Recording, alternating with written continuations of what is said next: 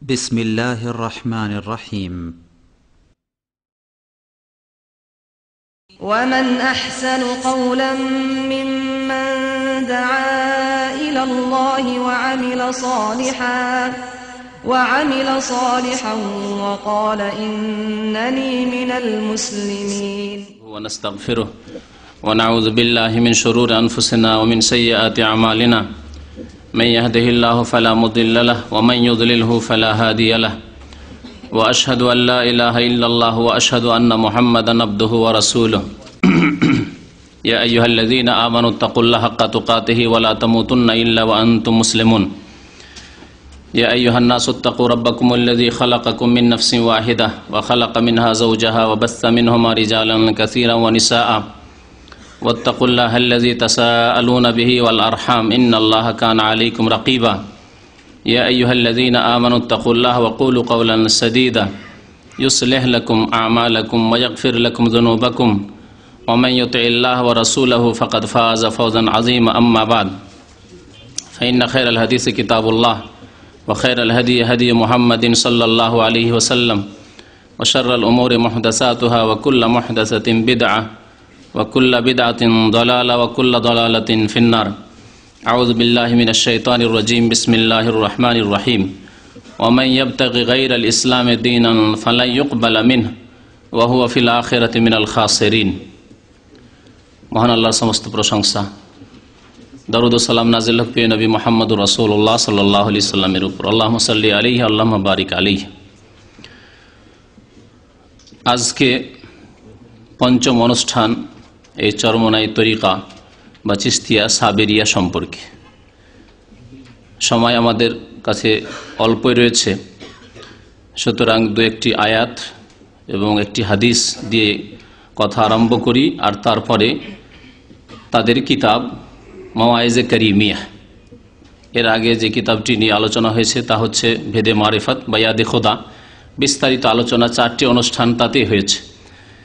আজকে আলোচনা করব খুব সংক্ষেপে মাওয়াইজে কারিমিয়া এই কিতাবটি থেকে, যেটি হচ্ছে ফজলুল করিম পীরের বক্তব্য, আর যা সংকলন করেছেন তার খাস খলিফা টাঙ্গাইল এলাকার নাম কি? জি, যাই হোক, হুমায়ুন খালিদ। তো যাই হোক, সুতরাং এটি এমন কোনো সাধারণ লোকের কথা নয়, তাদের বিশেষ ঘর থেকে আসা কথা। তো আল্লাহ পাক রব্বুল আলামিন সূরা আলে ইমরান আয়াত নম্বর 85 ইরশাদ করছেন, ওমাই ইয়াবতাগি গায়রাল ইসলামে দীনান, যে ব্যক্তি ইসলাম ছাড়া অন্য কোনো পন্থা অবলম্বন করবে দিন হিসাবে, ইসলামকে বাদ দিয়ে। ইসলাম কাকে বলে? ইসলাম কাকে বলে? ইসলামের উৎস কি? যদি কোরআন ও হাদিস। মাশাআল্লাহ। ইসলাম কোনখান থেকে নিতে হবে? আল কোরআন থেকে নিতে হবে, আর রাসূলুল্লাহ সাল্লাল্লাহু আলাইহি ওয়াসাল্লাম হাদিস থেকে নিতে হবে। তো ইসলাম ছাড়া অন্য কোনো পন্থা যদি দিন হিসাবে, ধর্ম হিসাবে সওয়াবের জন্য গ্রহণ করে বা অবলম্বন করে, সন্ধান করে, ফালাই ইউকবালা মিনহু, আল্লাহ কখনো তা কবুল করবেন না। অর্থাৎ কোরআনকে বাদ দিয়ে, কোরআনে নেই যে বিধান, হাদিসে নেই যে বিধান, তা যদি আপনি ধর্ম হিসাবে, আপনার জীবন বিধান হিসাবে, আপনার আধ্যাত্মিক উন্নতির জন্য, আপনি আল্লাহকে পাওয়ার জন্য, আপনি জান্নাত হাসিলের জন্য, শাফাত হাসিলের জন্য যদি অবলম্বন করেন, ফালাই ইউকবালা মিনহু, আল্লাহ কখনো কবুল করবেন না। ওয়া হুয়া ফিল আখিরাতি মিনাল খাসিরিন, এবং সেই ব্যক্তি, যে ব্যক্তি কোরআন সুন্নাহ থেকে ইসলাম না নিয়ে অন্য কোথাও থেকে সন্ধান করলো, সেই ব্যক্তি পরকালে আখিরাতে ক্ষতিগ্রস্তদের অন্তর্ভুক্ত হবে। মিনাল খাসিরিন, ক্ষতিগ্রস্তদের অন্তর্ভুক্ত হবে। পরকালে কেমন ক্ষতিগ্রস্ত হবে তা শুনুন। একটি হাদিসের আগেও শুনিয়েছি যে এই জন্যই ক্ষতিগ্রস্ত হবে যে তার আমল কবুল হচ্ছে না। কোরআন সুন্নাহ থেকে না নেওয়ার কারণে সে আমল করলেও আমলগুলি কবুল হচ্ছে না।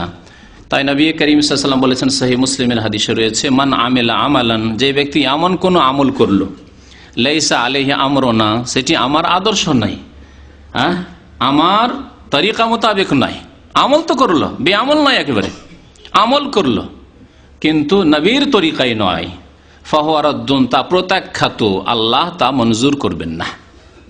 আল্লাহ কবুল, রদ মানে মরদুদ। শয়তানকে শয়তান মরদুদ বলি, কারণ সে বিতাড়িত আল্লাহর রহমত থেকে। তেমনি ওই ব্যক্তির আমল, যে ব্যক্তির আমল নবীর তরিকা মোতাবেক হলো না, তার আমল আল্লাহর দরবারে মঞ্জুর হবে না, তা প্রত্যাখ্যাত, মরদুদ। যদি কেউ শুরু করে প্রথম, তার সম্পর্কে বলেছেন নবী সাল্লাল্লাহু আলাইহি ওয়াসাল্লাম, মান আহদাসা ফি আমরিনা হাযা, যেই ব্যক্তি আমাদের দিনের ব্যাপারে আমার নতুন কাজ করলো, আহদাসা নতুন কাজ, যা কোরআনে অনেক হাদিসে নেই, মা লাইসা মিনহু, যা দিনের মধ্যে নেই, জি, ফাহুয়া রাদ্দুন, তা প্রত্যাখ্যাত। এই হাদিস সহিহ বুখারীতে রয়েছে, মুসলিমে রয়েছে। আখিরাতে পরকালে কেমন ক্ষতিগ্রস্ত হবে যারা কোরআন সুন্নাহকে দিনের উৎস বলে না মেনে, বা মানলো কিন্তু তার সাথে বুজরুগানে দিনের কথা বড়রা বলেছেন, আমাদের আলেম ওলামা হুজুররা করেছেন, এগুলি ভালো জিনিস, এইভাবে আরো কিছু বাড়াইলো। কোরআন সুন্নাহ মানার দাবি করে যে আমরা কোরআন সুন্নাহ মানি, কিন্তু তার সাথে অতিরিক্ত বুজরুগানের দিনের কিস্সা কাহিনী আর এসব নিয়ে তারা ধর্মকর্ম করে। বুজরুগানীদের তরিকার জিকির, বুজরুগানীরা এইসব কথাবার্তা বলেছেন, তারা ভালোবেসেছেন, তাদের পরীক্ষিত, এসব কথা লেখা থাকে না, এসব পরীক্ষিত তরিকা। তো যারা এইরকম করলো, কোরআন সুন্নাহই তাদের দিনকে সীমিত রাখলো না, কোরআন সুন্নাহকে শুধুমাত্র দিনের ইসলামের উৎস হিসাবে গ্রহণ করলো না, ফাহুয়ারাদ্দুন, তা প্রত্যাখ্যাত, তা প্রত্যাখ্যাত। তাদের আখিরাতে কি অবস্থা হবে, এই ক্ষেত্রে একটি হাদিস শোনাই, অত্যন্ত আপনাকে চিন্তায় ফেলে দিবে সেই হাদিস রাসূলুল্লাহ সাল্লাল্লাহু আলাইহি ওয়াসাল্লামের, যে আপনি আছেন কোথায় তা নিজেই চিন্তা করুন। নবী করিম সাল্লাল্লাহু আলাইহি ওয়াসাল্লাম ইরশাদ করেছেন, এই হাদিস সহিহ বুখারীতে রয়েছে, সহিহ মুসলিমে রয়েছে। আন আবি হুরায়রা রাদিয়াল্লাহু তাআলা আনহু, আবু হুরায়রা রাদিয়াল্লাহু তাআলা আনহু বর্ণনা করেছেন যে আন্না রাসূলুল্লাহ সাল্লাল্লাহু আলাইহি ওয়াসাল্লাম আতাল মাকবারাহ, রাসূলুল্লাহ সাল্লাল্লাহু আলাইহি ওয়াসাল্লাম একদিন মদিনার কবরস্থানে আসলেন। মদিনার কবরস্থানের নাম হচ্ছে আসলে আল বাকি, কিন্তু আমাদের দেশীয় উপমহাদেশের লোকেরা মক্কা মদিনার কবরস্থানকে বলে জান্নাত লাগিয়ে, জান্নাতুল বাকি আর জান্নাতুল মুআল্লা। আরবরা জান্নাত শব্দ ব্যবহার করেন না। যাদের ছেলে মেয়েরা সেখানে দাফন হয়, যাদের মা বাবা দাফন হয়, যারা নিজেরাও দাফন হয়, যুগ যুগ ধরে চলে আসছে মদিনা মক্কার লোকেরা, তারা আল মুআল্লার কবরস্থানকে জান্নাতুল মুআল্লা বলে না, আর আল বাকির কবরস্থানকে জান্নাতুল বাকি বলে না। আর যাদের ভাগ্যে নসিব হয় না দূরে বাস করার কারণে, তারাই এই বিদাতের নামগুলো বাড়িয়েছে। এই কবরস্থানে আসলেন, ফাকাল, বললেন আসসালামু আলাইকুম দারা কওমিন মুমিনিন, সুন্নতি তরিকায় সালাম কবরবাসীকে, মৃতদেরকে, হে মুমিন জাতির ঘর অর্থাৎ কবরবাসীরা, আপনাদের ওপর সালাম হোক। ওয়া ইন্না ইনশাআল্লাহু বিকুম লাহিকুন, এবং আমরাও আল্লাহ চাইলে আপনাদের সাথে সাক্ষাৎ করতে যাচ্ছি। লাহিকুন, আপনাদের সাথে মিশতে যাচ্ছি, সাক্ষাৎ করতে যাচ্ছি, অর্থাৎ আমাদের মৃত্যু খুব নিকটে। ওদেদ্দু, তারপরে বলছেন নবী সাল্লাল্লাহু আলাইহি ওয়াসাল্লাম, এখন হাদিস শুরু হচ্ছে, এই সালাম করার পরে কবরস্থানে বলছেন, ওদেদ্দু আন্না কাদ রাআইনা ইখওয়ানানা, আমাকে ভালো লাগে যদি আমি আমার ভাইদেরকে দেখতে পেতাম। ওদেদ্দু মানে পছন্দ করা, মাওয়াদ্দা থেকে, ওদ্দুন মানে হচ্ছে ভালোবাসা, ওয়াদ্দাল্লাযিনা কাফারু, কোরআনে কারীমে এই শব্দ বহু জায়গায় এসেছে, ইল্লাল মাওয়াদ্দাতা ফিল কুরবা। ওয়াদেদ্দু, আমি পছন্দ করি, আমি ভালোবাসি, আমাকে ভালো লাগে, লাউ আন্না কাদ রাআইনা ইখওয়ানানা, যদি আমি আমার ভাইদেরকে দেখতে পেতাম। কালু, সাহাবায়ে কেরামরা আশেপাশে ছিলেন, তারা বলেন, আওয়ালাসনা ইখওয়ানাকা ইয়া রাসূলুল্লাহ, হে আল্লাহ রসুল, আমরা কি আপনার ভাই নই? আমরা আপনার সাহাবী, অনেকে আপনার আত্মীয় স্বজন, এক তো অনেকে রক্তের ভাই আছে যারা কুরাইশের মুসলিম, আর যারা কুরাইশ নয় তারাও দিনী ভাই। ইন্নামাল মুমিনুনা ইখওয়া, মুমিন একে অপরের ভাই, তো আমরা সাহাবাগণ কি আপনার ভাই নই? আওয়ালাসনা ইখওয়ানাকা ইয়া রাসূলুল্লাহ, হে আল্লাহ রসুল। কাল, আল্লাহর নবী সাল্লাল্লাহু আলাইহি ওয়াসাল্লাম, আনতুম আসহাবী, তোমরা আমার সঙ্গী সাথী, ওয়া ইখওয়ানুনা আল্লাযীনা লাম ইয়াতু বাদু, আর আমার ভাই তো হচ্ছে ওরা যারা এখনো আসেনি, পরে আসবে কিয়ামত পর্যন্ত। মুসলিম, মুসলিম হয়ে, মুমিন হয়ে যারা কিয়ামত পর্যন্ত আসবে, যারা এখনো আসেনি, আমার ভাই তাবেইন, তাবা তাবেইন, তারপরের লোকেরা, তারপরে মুসলিম, তারপরে মুসলিম, কিয়ামত পর্যন্ত যত মুসলিম উম্মাহ থাকবে, তারা আমার ভাই। আমাকে ভালো লাগে যদি আমার ভাইদেরকে একটু দেখতে পেতাম। ওয়াদাদতু আন্না লাউ রাআইনা ইখওয়ানানা, আমার ভাইদেরকে যদি দেখতে পেতাম। তার মানে কি বুঝলেন যে আল্লাহর নবী কি তাহলে অস্বীকার করলেন সাহাবায়ে কেরামদের ভ্রাতৃত্ব, যে সাহাবায়ে কেরাম আমার ভাই নয়? এটাই বুঝবেন নাকি? বাহ্যিক তো এরকম মনে হচ্ছে। আমাদেরকে নবী করিম সাল্লাল্লাহু আলাইহি ওয়াসাল্লাম ভাই বলে আখ্যায়িত করলেন, কারণ আমাদের আরেকটা গুণ নেই, সেটা হচ্ছে সাহাবী হওয়া। কিন্তু নবী সাল্লাল্লাহু আলাইহি ওয়াসাল্লামের সাহাবাগণ ভাই তো আছেনই, কিন্তু তার সাথে সাথে জি সাহাবী হওয়ার ফজিলত আছে। তো আনতুম আসহাবি, তোমরা আমার সঙ্গী, মানে শুধু তোমরা ভাই নও, তোমরা তার চাইতেও কাছের, তোমরা সঙ্গী আমার, তোমরা আমার সাহায্য সহযোগিতা করো, তোমরাই তো এই দিনকে শক্তিশালী করায় আমার সাথ দিলে। বলে আনতুম আসহাবি। এবং ইন্নামাল মুমিনুনা ইখওয়া, মুমিন একে অপরের ভাই, এতে সাহাবায়ে কেরাম প্রথম শামিল। তো ইখওয়ানুনা আল্লাযীনা লাম ইয়াতু বাদু, আমার ভাই ওই সব লোকেরা যারা এখন আসেনি। ফাকালু কাইফা তারিফ মান লাম ইয়াতি বাদু মিন উম্মাতিকা ইয়া রাসূলুল্লাহ, সাহাবারা আরেকটি প্রশ্ন করলেন, জি ইয়া রাসূলুল্লাহ, আপনি আপনার ওই ভাইদেরকে যারা এখনো আসেনি, কিয়ামত পর্যন্ত মুমিন মুসলিম ভাইরা আসবে, তাদেরকে কাল কিয়ামতে কেমন করে চিনবেন? যেটা হচ্ছে আব্দুর রহমান, এটা হচ্ছে আব্দুল্লাহ, এটা হচ্ছে আব্দুল খালিক, আব্দুল মালিক, এটা হচ্ছে মোহাম্মদ মাহমুদ, কেমন করে চিনবেন যে এরা আপনার উম্মত? ফাকালা, নবী করিম সাল্লাল্লাহু আলাইহি ওয়াসাল্লাম উত্তরে বলেন, আরাআইতা লাউ আন্না রাজুলান লাহু খাইলুন, আচ্ছা বলো, যদি কারো ঘোড়া থাকে, গররুন মুহাজ্জালাতুন বাইনা যাহরাই খাইলিন দহমিন বহমিন, অনেকগুলি ঘোড়া আছে আর ঘোড়ার পাল হচ্ছে কালো, দহমিন বহমিন মানে কালো ঘোড়া। কালো ঘোড়া হয় না? কালো ঘোড়া হয়, সাদা ঘোড়া হয়, লাল ঘোড়া হয়, কালো ঘোড়া। আর সেই ঘোড়ার মধ্যে কিছু ঘোড়া আছে যেগুলির 5টি অঙ্গ সাদা, গররুন মুহাজ্জালা। গররুন বলা হয় ওই ঘোড়াকে যে ঘোড়ার মাথাটা হচ্ছে সাদা। আচ্ছা, এরকম ঘোড়া দেখেছেন না? মাথা সাদা, আর তার সাথে সাথে 4 পা হচ্ছে সাদা, এটা হচ্ছে মুহাজ্জালা। 4টি পা সাদা, গোটা শরীর হয়তো কালো বা লাল, ঘোড়ার মতো যে রং সাধারণ ঘোড়ার, আর মুখটি সাদা, এই 5টি অঙ্গ সাদা। আলা ইয়ারিফু খাইলাহু, তার ঘোড়াকে চিনতে পারবে না? পারবে না। হাজার হাজার ঘোড়া আছে, কিন্তু তার মধ্যে অল্প কিছু ঘোড়া আছে যে ঘোড়াগুলির 5টি অঙ্গ সাদা। চিনতে পারবে না নিজের ঘোড়াকে যে আমার ঘোড়ার 5টি অঙ্গ সাদা? সহজে চিনবে যে না, এগুলি ঘোড়া আমার নাই, কালো ঘোড়াগুলি আমার না, আমার ঘোড়া ওই ঘোড়া। কালু বালা ইয়া রাসূলুল্লাহ, অবশ্যই চিনতে পারবে, অবশ্যই চিনতে পারবে এই লক্ষণ দেখে। কাল নবী করিম সাল্লাল্লাহু আলাইহি ওয়াসাল্লাম বলেন, ফাইন্নাহুম ইয়াতুনা ইয়াওমাল কিয়ামাতি গুররাম মুহাজ্জালিনা মিনাল উযু, তারা কিয়ামতের মাঠে উপস্থিত হবে, আমার ভাইরা, আমার উম্মতের লোকের, আমার ভাইরা উপস্থিত হবে এই অবস্থায় যে তাদের 5টি অঙ্গ চমকিতে থাকবে। গুররাম মুহাজ্জালিনা, 5টি অঙ্গ চমকিতে থাকবে, মিনাল উযু, ওযু করার কারণে। তাহলে কাদের এই 5টি অঙ্গ চমকিতে থাকবে? যারা নামাজি, তারাই ওযু করেছে তাদের। তাহলে বেনামাজি মুসলমান আল্লাহর নবীর ভাইও নয়, যারা নিজেদেরকে মুসলমান বলে অথচ বেনামাজি, ওযু তাদের প্রয়োজনীয় হয় না 5 ওয়াক্ত, সুতরাং তাদেরকে নবী করিম সাল্লাল্লাহু আলাইহি ওয়াসাল্লাম চিনতে পারবেন? অসম্ভব কথা, পারবেন না চিনতে। নিজের উম্মত নিজের ভাই বলে চিনবেন না। বেনামাজি, আধা নামাজি, ফজর ছাড়া মুসলমান, তারা এখন চিন্তা করেন যে আপনি আল্লাহ নবীর সাথে পরিচিত হতে চান কি চান না। তারপরে ওয়ানা ফারাতুহুম আলাল হাউজ, আমি তাদের আগেই গিয়ে আমি অপেক্ষায় থাকবো হাউজে কাউসারে।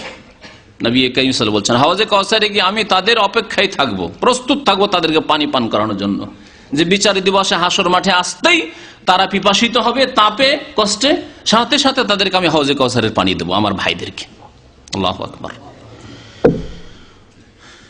আল্লাহ, কিন্তু সাবধান, শুনে রেখো, সাবধান শুনে রাখো। লা ইউযাদান্না রিজালুন আন হাউজি, আমার হাউজ থেকে, হাউজে কাউসার থেকে কিছু লোককে বিতাড়িত করা হবে, ধাক্কা দিয়ে তাড়িয়ে দেওয়া হবে, আসতে দেওয়া হবে না। কামা ইউযাদুল বাইরু দাল্ল, যেমন হারিয়ে যাওয়া উট, মালিকের উট নাই, আর হারিয়ে যাওয়া উট মালিক পায় না, রাখাল পায় না, ও চড়তে চড়তে এসে অন্য উটের পালে, যেই উটের পালের রাখাল রয়েছে, মালিক রয়েছে, ওই উটের পালে ঢুকছে। তাহলে এই উটের মালিক বা রাখাল খেতে দিবে উটকে? আমার উট নাই, আমার উঠে খাও, কিছুক্ষণ পরে এসে ও নিয়ে চলে যাবে, অপর উটকে কেন খাওয়াবো, বা আমার পালে কেন ঢুকতে দেবো না, উটকে ঢুকতে দেবো না। ঠিক তেমনি এক শ্রেণীর লোক তাদেরকে, যেমন উটকে ভাগিয়ে দেয়, উটের মালিক অন্য লোকের উটকে হারিয়ে যাওয়া উট চলে এসছে, ঢুকতে আসছে। যারা বকরি চড়িয়েছেন, ছাগল চড়িয়েছেন, তারাও জানেন অপরের বকরিকে আপনি আপনার পালে ঢুকতে দেবেন না, আবার ঝামেলা করবে, এসে আপনার পালের মধ্যে ঢুকে এসে তলাশ করবে, না আমি ঢুকতে দেখেছি ইত্যাদি ইত্যাদি, বা আপনার ঘাস খাবে, আপনার খরচ হবে, অথচ লাভ আপনার নেই, তাড়িয়ে দিচ্ছেন আপনি। অপরের বকরিকে কি করছেন আপনি? তাড়িয়ে দিচ্ছেন। অপরের উটকে আপনি তাড়িয়ে দিচ্ছেন, অপরের গরুকে তাড়িয়ে দিচ্ছেন আপনি। ঠিক তেমনি ওই লোকগুলি ঢুকতে আসবে হাউজে কাউসারের কাছে, তাদেরকে ফেরেশতাগণ কি করবেন? তাড়িয়ে দেবেন। আলা হালুম্মা ওনাদিহিম আলা হালুম্মা, আমি কিন্তু তাদেরকে ডাক দেব যে এসো এসো এসো, কারণ তারা নামাজ পড়েছে। ধার্মিক বিদাতি, ধার্মিক বিদাতি মানে তাদের বাতিল ধর্মে ধার্মিক, নামাজি কিন্তু বিদাত করেছে। নামাজি সুফি, নামাজি বিদাতি জিকিরকারী, নামাজি ওয়াহদাতুল ওজুদে বিশ্বাসী, নামাজি হলুলে বিশ্বাসী, নামাজি মনে করে আল্লাহ মানুষের মধ্যে অবতরণ করেন, সারা পৃথিবীর অস্তিত্ব হচ্ছে এক, যিনি আল্লাহ তিনি মানুষ, তাই হচ্ছে গাছপালা ইত্যাদি, এইসব আকীদা রেখে নামাজ রোজা হজ যাকাত করেছে।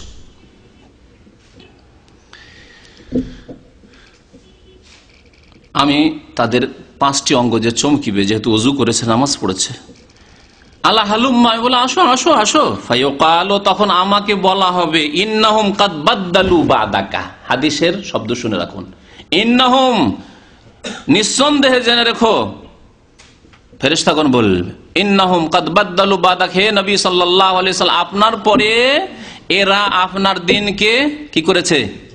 বাদদালু, পরিবর্তন করে দিয়েছে। দিন আর আসল রূপে নেই, যেই রূপে আপনি আল্লাহর কাছ থেকে নিয়ে এসেছিলেন, সাহাবাই কেরামকে শিখিয়েছিলেন। ফাইন আমানু বিমিসলি মা আমানতুম বিহ, যেইভাবে সাহাবাগণ ঈমান নিয়ে এসেছিলেন আপনার উপর, যেইভাবে সুন্নাত মোতাবেক জীবন যাপন করেছেন, সেই অবস্থায় তারা নেই। ছিল না কোরআন এবং হাদিসের তাসাউফ, সুফিবাদ নিয়ে এসেছে, ছিল না এই চিশতিয়া, কাদেরিয়া, সাবেরিয়া, মুজাদ্দিদিয়া, এসব ছিল না, এসব নিয়ে এসছে। ছিল না এসব জিকিরের তরিকা, তা নিয়ে এসছে। ছিল না ইল্লাল্লাহ ইল্লাল্লাহ, আল্লাহু আল্লাহু, তা নিয়ে এসছে ধর্ম বলে, যা ছিল না তা নিয়ে এসেছে। বাদদালু, তারা পরিবর্তন করে দিয়েছে। কাদ বাদদালু বাদাকা, একটি হাদিসের অঙ্গে কাদ বাদদালু বাদাকা রয়েছে। আর এক হাদিসে রয়েছে ইন্নাকা লা তাদরি মা আহদাসু বাদাক, হে নবী আপনি জানেন না, সেই জন্য হালুম্মা, আসো আসো ডাকছেন আপনি। তাহলে বোঝা গেল যে সাহাবাই রাসূলুল্লাহ সাল্লাল্লাহু আলাইহি সাল্লাম সম্পর্কে আকীদা ফেরেশতাগণেরও ছিল যে তিনি আলেমুল গায়ব নন। তার ইন্তেকালের পরে তিনি খোঁজ খবর রাখেন না যে তার উম্মতের কে বিদাতি হয়ে গেছে, কে শিরক বিদাতে লিপ্ত হয়ে গেছে, কে পীরের তরিকায় লিপ্ত হয়ে গেছে, কে রাসূলুল্লাহ সাল্লাল্লাহু আলাইহি সাল্লামের সুন্নতের রাস্তা ছেড়ে দিয়ে অন্যদিকে চলে গেছে। খবর রাখেন না তিনি। কে নামাজ পড়ে, কে নামাজ পড়ে না, কে সুখে আছে, কে দুঃখে আছে, এইসব খবর রাখেন না নবী করিম সাল্লাল্লাহু আলাইহি ওয়াসাল্লাম। দুনিয়ার কোনো খবর রাখেন না। এজা মাতা ইবনে আদম সন্তান ইন্তেকাল করে গেলে তার আমল বন্ধ হয়ে যায়, বন্ধ হয়ে গেছে। কর্ম হচ্ছে খোঁজ খবর রাখা, দুনিয়া বেঁচে থাকলে একটু খোঁজ খবর নিতে পারতেন, আপনার মা বাবা আত্মীয় স্বজন কেমন আছে, তাও বন্ধ হয়ে গেছে। শুধু ধর্মীয় আমল না, দুনিয়ার আমল, আখিরাতের আমল, সমস্ত নেকির আমল, ধর্মের আমল, পার্থিব কাজ সব বন্ধ হয়ে যায় মানুষের ইন্তেকাল হয়ে গেলে। তাই নবী করিম সাল্লাল্লাহু আলাইহি ওয়াসাল্লামের ইন্তেকাল হয়ে গেছে। তো বলছেন যে নবী করিম সাল্লাল্লাহু আলাইহি ওয়াসাল্লাম তখন বলবেন, যখন বলা হবে যে আপনার দিনকে তারা পরিবর্তন করে দিয়েছে, বিকৃত করে দিয়েছে, ফাকুল, আমি তখন বলবো, মুহাম্মদ সাল্লাল্লাহু আলাইহি ওয়াসাল্লাম বলবেন, সোহকান সোহকান, দূরে তাড়িয়ে দাও তাড়িয়ে দাও, দূর হোক দূর হোক। বুখারী মুসলিমের হাদিস। সাহাল ইবনে সাদ রাদিয়াল্লাহু তাআলা আনহু আরেকটু বাড়তি বর্ণনা করেছেন, আশহাদু আলা আবি সাঈদ আল খুদরি, আমি সাক্ষী দিচ্ছি আবু সাঈদ খুদরির উপর, লা সামিআতু ওয়া ইয়াজিদু ফিহা, আমি তার কাছ থেকে শুনেছি তিনি আর অতিরিক্ত বয়ান করতেন যে ফাকুলু ইন্নাহুম মিন্নি, আল্লাহ নবী বলছেন আমি বলবো যে এরা তো আমার উম্মত, আল্লাহ এদেরকে আসতে দাও হোক। ফেরেশতাদেরকে বলো, ফেরেশতা তোমরা আসতে দাও, এদেরকে বাধা কেন দিচ্ছে? ইন্নাহুম মিন্নি, আমার লোক। ফায়ুকালু, তখন বলা হবে ফেরেশতাগণের পক্ষ থেকে, ইন্নাকা লা তাদরি, হে নবী আপনি জানেন না, মা আহদাসু বাদাকা, আপনার পরে নতুন নতুন কি ধর্মীয় কাজ করেছে, ধর্মের নামে নতুন নতুন কাজ করেছে। ফাকুলু, তখন আমি বলবো, সোহকান সোহকান লিমান গায়্যারা বাদি, এতটুকু বল, সোহকান দূরে হয়ে যাক দূরে হয়ে যাক, তাড়িয়ে দাও তাড়িয়ে দাও ওই লোকদেরকে যারা আমার পরে গায়্যারা মানে পরিবর্তন করে দিয়েছে, জি, ধর্মকে পরিবর্তন করে দিয়েছে। যা সাহাবায়ে কেরামরা জানতেন না, যা রাসূলুল্লাহ সাল্লাল্লাহু আলাইহি ওয়াসাল্লাম জানতেন না দিন হিসাবে, তাকে দিন মনে করে ফেলেছে। এই হবে অবস্থা, সহিহ বুখারীর রিওয়ায়াত এটি। এই হবে অবস্থা বিদআতপন্থীদের। এখন শুনুন যে আল্লাহর নবীর জামানার দিন কেমন ছিল, সাহাবায়ে কেরামের জামানার দিন কেমন ছিল, আর এই পীরদের দিন কেমন। আর বিশেষ করে পীরদের মধ্যে যেই পীরকে হক্কানি মনে করা হয় তারই যদি এই অবস্থা হয়, তো বাকি যেগুলো গায়ের হক্কানি, যাদেরকে বাংলাদেশের ভাষায় ভণ্ড বলা হচ্ছে এক শ্রেণীর বক্তাদের ভাষায়, তাদের কি অবস্থা? দুরবস্থা, সবারই দুরবস্থা। সবাই একই শিরক, বিদআতে, কুফরিতে ডুবে আছে। শোনেন, এই কিতাবের নাম হচ্ছে মাওয়াইজে কারিমিয়া। হ্যাঁ, মাওয়াইজে কারিমার আগে প্রথমে নাম রাখা হয়েছিল মাওয়াইজে ফজলুল করিম, মানে ফজলুল করিম সাহেবের ওয়াজ মাহফিলের বয়ান। তো তাই লিখেছে চরমনাই পীর সাহেব কিবলার অমূল্য বয়ান। তার নিচে লেখা হয়েছে কি, মাওয়াইজে কারিমার নিচে কি লেখা আছে? চরমনাই পীর সাহেবের অমূল্য বয়ান। সেই বয়ানের 27 পৃষ্ঠাতে আল্লাহ পাক রব্বুল আলামিনের ভালোবাসাকে লাইলা মজনুর ভালোবাসার সাথে তুলনা করা হয়েছে। মজনু যদি লাইলার জন্য এত পাগল হতে পারে, প্রেমে পাগল হতে পারে, তুমি কেন এরকম পাগল হবে না? আরো একেবারে ঘৃণিত ভাষায় যে কিসা আর বয়ান করছি না, কারণ এর চাইতে বড় বড় শিরকি কুফরি মওজুদ আছে, সেদিকে একটু আগে বাড়ি। জি, খুঁটিনাটি অতগুলি তুলে ধরা সম্ভব নয়। এর আগের কিতাব সম্পর্কে যখন আলোচনা করেছিলাম তখন ওগুলোতে অনেক কথাই তুলে ধরেছি। 35 পৃষ্ঠায় এমন এক পীরের কথা উল্লেখ করা হয়েছে, ঝুলন্ত পীর। যে পীর হচ্ছে ঝুলন্ত পীর। কত রকমের যে পীর আছে। আমার এক ওস্তাদ ছিলেন, যার কাছে বুখারী পড়েছেন, রাহমাতুল্লাহ আলাইহি, ইন্তেকাল করেছেন। তিনি ওয়াইজ ছিলেন, বক্তা ছিলেন, নিজে আবার কবিতা তৈরি করতেন। তো তিনি বলতেন যে এমন কোন পীর আপনি কল্পনা করেন যে পীর নেই, এটা বলতে পারবেন না। যেমন হিন্দুদের মধ্যে এমন কোন দেবী দেবতার কথা কল্পনা করেন, পাবেন, অবশ্যই পাবেন আপনি। লিঙ্গ, সিংহ, যা কিছু সব আছে না। লিঙ্গ তাদের দেবতা আছে, আর তাদের সিংহ দেবতা আছে, সবকিছুর পূজা করে, সাপ বিচ্ছু থেকে শুরু করে।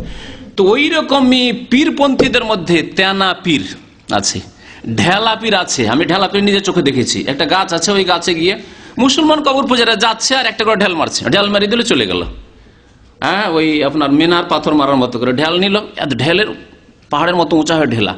তো জিজ্ঞেস করলাম কি ব্যাপার, প্রথম সেই এলাকায় গিয়েছি, কি ব্যাপারে এত ঢেলা উঁচা হয়ে আছে গাছের তলায়?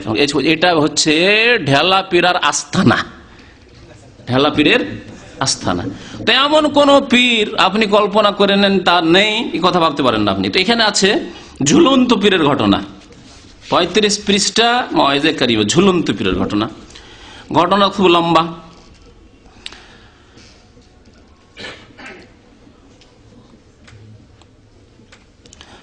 বলছেন আমার একজন পীরে কামেলের দরকার, যিনি মাওলার সঙ্গে আমাকে মিলিয়ে দেবেন। পীরে কামেলের দরকার, যিনি মাওলার সাথে আল্লাহর সাথে মিলিয়ে দেবেন। অর্থাৎ চরমনাই পীরদের আকীদা হচ্ছে এবং তাদের ভক্তদের আকীদা হচ্ছে আল্লাহর সাথে মেলার জন্য পীর ছাড়া কোনো রাস্তা নেই। কোরআনে আছে, হাদিসে আছে।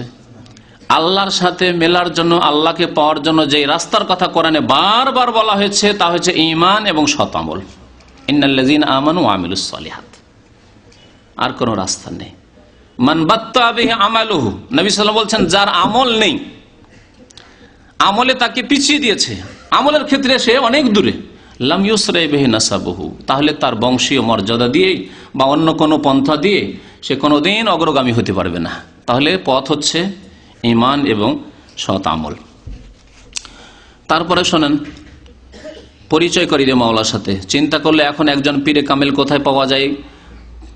পাগলা এখন শুধু ফিকের করে, একই হক্কানি, অনেকগুলি ভাষায় মানে বানানেই ভুল আছে।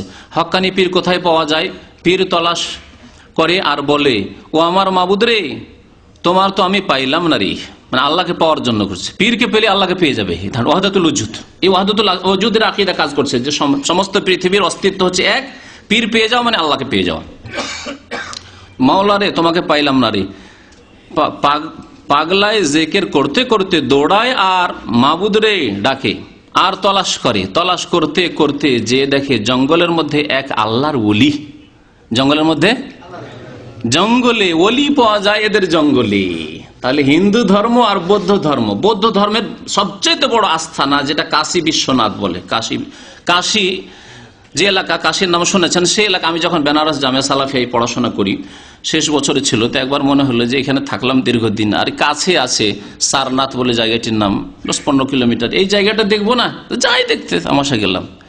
যেখানে বৌদ্ধদেবে জঙ্গলে থেকে থেকে শয়তানকে পেয়েছিল, মনে করলো যে ঈশ্বরের সিদ্ধি লাভ করলাম, তাদের ভাষায় ছোটকালে ইতিহাসে পড়েছিলাম। তো জঙ্গলে কাকে পায়? শয়তানকে পায়। যা পেয়েছে, যারা জঙ্গলে ধ্যান করেছে, যে কোনো ধর্মের লোক হোক, এইভাবেই পেয়েছে। তো জঙ্গলে গিয়ে পাচ্ছে। আর মুসলিম মুমিন আল্লাহকে পায় মসজিদে পায়। আর সর্বশ্রেষ্ঠ মসজিদ যেখানে আল্লাহকে পাওয়া যেতে পারে তা হচ্ছে মসজিদুল হারাম। যেখানে পাওয়া যেতে পারে শ্রেষ্ঠ মসজিদ তা মসজিদ নবী মদিনা মুনাওয়ারায় গিয়ে। আল্লাহকে পাওয়া যেতে পারে বাইতুল মুকাদ্দাসের মসজিদ আকসায় গিয়ে। যে সিজদায় পড়ে আল্লাহকে পাওয়া যেতে পারে। আকরাবু মা ইয়াকুনুল আবদু মির রাব্বিহি ওয়া হুয়া সাজিদ। সহিহ বুখারীর হাদিস, নবী করিম সাল্লাল্লাহু আলাইহি ওয়াসাল্লাম বলছেন, সবচেয়ে নিকটবর্তী আল্লাহর হয়ে যায় বান্দা, যে কোনো বান্দা, একেবারে ক্লিনার হোক, ডম হোক, মেথর হোক, পেশাব পায়খানা সাফ করে গোসল করে মাশাআল্লাহ মসজিদে গিয়ে সিজদায় পড়ে গেল, আল্লাহর কাছে নামাজ, আল্লাহর কাছে সিজদায় পড়ে পড়ে কান্না করছে। আকরাবু, সবচেয়ে নিকটবর্তী, ইসিম তাফজিলের শেখা যারা গ্রামার সামান্য বুঝেন। মা ইয়াকুনুল আবদু, বান্দা হয়ে যায় মির রাব্বিহি, রবের, যখন সে সিজদায় অবনত হয়ে যায়। তাহলে আল্লাহকে পাওয়ার জন্য আমল লাগে, সিজদা লাগে, নামাজ লাগে, ইবাদত বন্দেগী লাগে, এসব লাগে না, কোনো ব্যক্তি লাগে না। শোনেন, তারপরে জঙ্গলের মধ্যে এক আল্লাহর ওয়ালি এক গাছের ডালের সঙ্গে 2 হাত দিয়ে ধরে ঝুলন্ত অবস্থায় চক্ষু বন্ধ করে মাওলার মোরাকাবায় আছেন। দুই হাত দিয়ে ডাল ধরে কেমন ভাবে থাকে বুঝতেই পারছেন, এইরকম ধরে আর ঝুলেই আছে একবারে জঙ্গলের মধ্যে। আগেই বলেছি এরা আল্লাহর ওয়ালি বলে, কিন্তু ওলিকে আল্লাহ পাক নিজে স্বয়ং কোরআনে কারিমে 2 ভাগে ভাগ করেছেন। জানেন না কি? আউলিয়াউর রহমান আর আউলিয়াউশ শয়তান। জি, আল্লাহু ওয়ালিউল্লাযিনা আমানু, যাদের ঈমান এবং সৎ আমল রয়েছে তাদের ওলি বন্ধু আল্লাহ পাক রব্বুল আলামিন। আর ওয়াল্লাযিনা কাফারু, যারা শিরক কুফরিতে লিপ্ত হয়েছে, আউলিয়াহুমুত তাগুত। আল্লাহ কোরআনে আরো বলেছে ফাকাতিলু আউলিয়া আশ-শায়তান, শয়তানের ওলি যারা, তাদের বিরুদ্ধে সংগ্রাম করতে থাকো, তাদের বিরুদ্ধে জিহাদ করতে থাকো। ইন্না কাইদাশ শায়তানি কানা যায়ীফা। আল্লাহ আরো বলেছেন ওয়া ইন্নাশ শায়াতিনা লা ইউহুনা ইলা আউলিয়াইহিম, শয়তান ওহী করে, ইশারা ইঙ্গিত দেয়, পরামর্শ দেয়, ওয়াসওয়াসা দেয়, কি করার জন্য? শিরক কুফরি করার জন্য, পাপ করার জন্য, বিদআত করার জন্য। এলা আউলিয়া, তাদের ওলিদেরকে। তাহলে বোঝা গেল এসব আয়াত দ্বারা যে ওলি হচ্ছে 2 রকম। আল্লাহর ওলি যারা কোরআন সুন্নাহর পাবন্দ হয়ে শিরক বিদআতে নেই, তারা নবীর তরিকা থেকে সরে নেই। আর যারা নবীর তরিকা থেকে সরে আছে তারা হচ্ছে আউলিয়াউশ শায়তান। ফাকাতিলু আউলিয়া আশ-শায়তান। তো জি না, কাহিনী বললাম যে ওখানে গিয়ে তামাশা দেখলাম জঙ্গলে, যে জঙ্গলে, ওটা জঙ্গল, এখনো জঙ্গল আছে। জঙ্গলের মধ্যে গিয়ে সেখানে একটা মন্দির করা আছে, সেটাই ছিল তার স্থান, যেখানে বসে বসে ধ্যান করতো বুদ্ধদেব। এইরকমই গয়াতে আছে, বাংলাদেশ থেকে আসে না হিন্দুরা, গয়া আর কাশী এসব, বৃন্দাবন এসব জিয়ারত করে যায় তারা, জঙ্গল সব। তো গাছে ডালে ঝুলন্ত অবস্থায় আছে, তার হাত 2টা ডালের ভিতর দিয়া চলে গেছে। কতদিন থেকে যে ঝুলে আছে, ডাল মোটা হতে হতে, মোটা হলে যে হাত বাইরে থাকবে তা না, হাত ভিতরে থেকে গেছে, আর ওর উপর দিয়া ডাল আর বাকল হয়ে গেছে। কি মজার কথা দেখছেন, আর অবাস্তব কথাবার্তা। শয়তানি কীর্তিকলাপ, অনেক সময় শয়তানি কীর্তিকলাপ দেখা যায় যে অবাস্তব। এটা জিন শয়তানকে দেখছেন পা নেই আর হাঁটছে, এগুলি কিসসা কাহিনী আছে। আর ওই বা হঠাৎ বিভিন্ন রকম দেখছেন, হঠাৎ বিড়াল হয়ে গেল, হঠাৎ কুকুর হয়ে গেল, হঠাৎ মানুষ হয়ে গেল, হঠাৎ মহিলা সেজে গেল। জি, তো এইগুলি হচ্ছে সেই হচ্ছে শয়তানি ভেলকিবাজি, আহওয়ালুন শয়তানিয়া। জি, দেখেই পাগলা বুঝলো, ও যে আল্লাহর ওলি তালাশ করলো, এই দেখে বুঝলো যে গাছের বাকল ওপর দিয়ে চলে গেছে, আর এই ঝুলি আর আল্লাহর জিকির মোরাকাবে মত্ত আছে। তো পাগলা বুঝলো এই তো আল্লাহর ওলি হবেন। কিভাবে শয়তান গুমরাহ করছে, এই তো আল্লাহর ওলি হবেন। কত বছর পর্যন্ত এইভাবে আছেন যে তার কোনো খেয়াল নাই, কত বছর এবার ঝুলে জিকির আজকার করছেন, না খাওয়া না দাওয়া, কোনো কিছুর প্রয়োজন নেই। জি জি, নামাজ রোজাও নেই, মোরাকাবে আছে, ফানাফিল্লাহ আছে আবার নামাজ তাদের ধারণা শুনেন। এই সুফিদের একটি মতবাদ হচ্ছে যে নামাজ রোজা হচ্ছে আল্লাহ পর্যন্ত পৌঁছার মাধ্যম। যখন এই ব্যক্তি ফানাফিল্লাহ হয়ে গেছে, আগে এই টার্মগুলি আসছে, ফানা ফির শেখ, ফানা ফির রসুল আর ফানা ফিল্লাহ, তিনটি পরিভাষা আসছে। নিজেকে বিলীন করে দিতে হবে একেবারে পীর সাহেবে, আর নিজেকে বিলীন করে দিতে হবে রসুলে, নিজেকে বিলীন করে দিতে হবে আল্লাহ। তো যেই ব্যক্তি আল্লাহ পর্যন্ত পৌঁছে আল্লাহতে গর্ক হয়ে গেছে, ডুবিয়ে গেছে, সেই ব্যক্তি আবার মাধ্যম কি দরকার? সে তো গন্তব্যস্থানে টার্গেটে পৌঁছে গেছে। আপনার কারের দরকার, বাসের দরকার, যানবাহনের দরকার। যখন মক্কা পৌঁছেননি, রাস্তায় গাড়ি ফেসে গেছে, তখন বিকল্প আর একটি গাড়ির দরকার। কিন্তু আপনি মক্কা অলরেডি পৌঁছে মাশাআল্লাহ হারামে তওয়াফ করছেন, তখনও গাড়ির প্রয়োজন নাকি? তো তারা বলছে, তাই বলছে আল্লাহর ওলিরা যারা পীরেরা না, তারা আল্লাহ পর্যন্ত পৌঁছে গেছে, আবার তাদের নামাজ রোজার কি দরকার? যদিও তাদের সবাই বলে না, কিন্তু সবাই শিরক কুফরিতে মেতে আছে। আল্লাহতে ডুবে যাওয়া, ওয়াহদাতুল ওজুদ, হুলুল, এগুলিতে সবাই ডুবে আছে। চরমনাই থেকে শুরু করে দেওয়ানবাগি, আটরসি, মাইজভান্ডারি, সবাই এই আকীদে ডুবে আছে।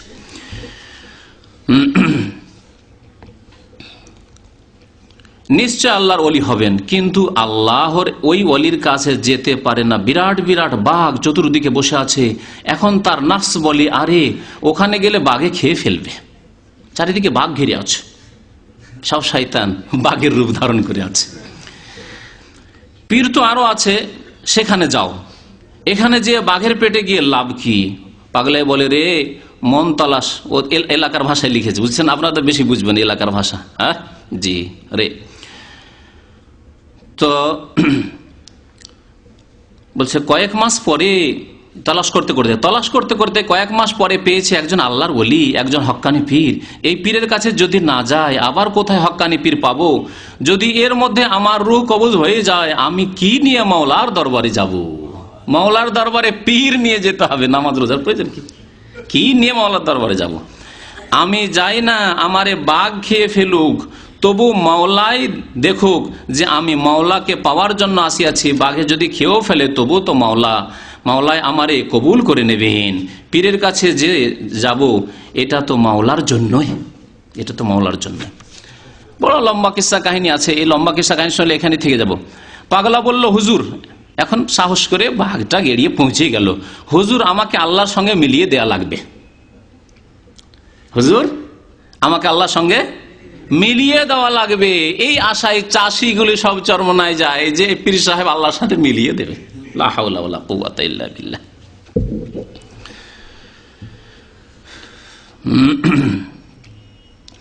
আমি কবরে যাব কি নিয়ে? মাওলার কাছে যাব, আমাকে একটু মাওলার সঙ্গে মিলিয়ে দেওয়া লাগবে, মাওলার সঙ্গে একটু পরিচয় করিয়ে দিতে হবে। বাবা, আল্লাহর ওলিদের খেলা মাওলা ছাড়া কে বুঝে না। তিনি বললেন, ও পাগলা, তুমি বিয়ে করেছো কি? পাগলা বলল, আমি তো বিয়ে করি নাই। হুজুর বললেন, আরে দুনিয়ার ইশকের মজা যে বুঝে না, তাকে মাওলার ইশক বুঝানো যায় না। কত শয়তানি বেয়াদবি কথা। বেয়াদবি নয় যে দুনিয়ার প্রেম বুঝে এসো, স্ত্রী পাবে, তারপরে না ওই স্বাদ বুঝবে, হ্যাঁ, তারপরে না আইনুল ইয়াকিন হাক্কুল ইয়াকিন হবে, তখন আল্লাহকে পেতে পারবে। দুনিয়ারই প্রেম বুঝো না, তাহলে আর আল্লাহকে কি, আল্লাহর সাথে কি প্রেম করবে তুমি? যাও বিয়ে করে আসো।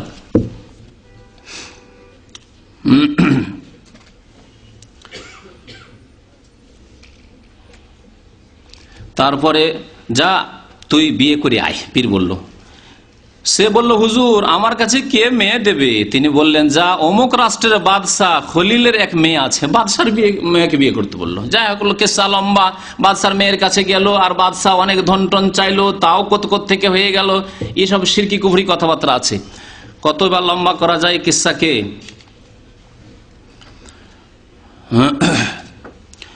বাদশার মেয়ে আমার কাছে বিয়েও দেবে না, আপনিও আমাকে মুরিদ করবেন না। কি বললেন আপনি? বাদশার মেয়েকে বিয়ে করতে বলছেন? যদি বলছেন সামান্য একটা বিয়ে করে এসো কোনো জায়গায়, তাও হইতো। বাদশার মেয়েও দিবে না, আপনি আমাকে মুরিদও করবেন না, এই বাহানা করছেন আপনি।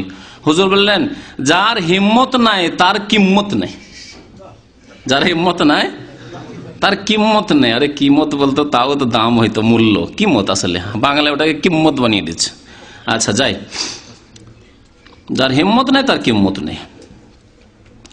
তোর কাজ তুই করবি, মাওলার কাজ মাওলা করবি। তুই যে চেষ্টা করবি, মাওলাই তোর কাজ হাসিল করিয়ে দেবেন। এখন পীরের কাছে দুইটা সবক পাইল, একটা হলো যে হিম্মত নাই তার কিম্মত নাই, আর একটা হলো যে তোর কাজ তুই করবি, মাওলা মাওলার কাজ করবে।